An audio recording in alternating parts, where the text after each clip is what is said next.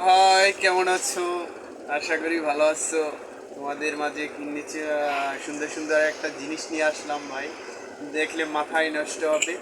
আর সেই জিনিসটা হইলো যে তোমাদের যাদের চুলে অনেক সমস্যা আছে, চুল পড়া মানে চুল থাকে না, অনেক পড়ে যায় এবং চুল সিল্কি থাকে না, সতেজ থাকে না, এদের জন্য বিভিন্ন প্রকারের অপরূপ হেয়ার স্টাইলের তরফ থেকে তোমাদের প্রোডাক্ট নিয়ে আসলাম।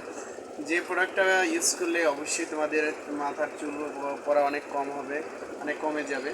আর চুলটা অনেক সুন্দর হবে এবং দেখতে ভালো লাগবে।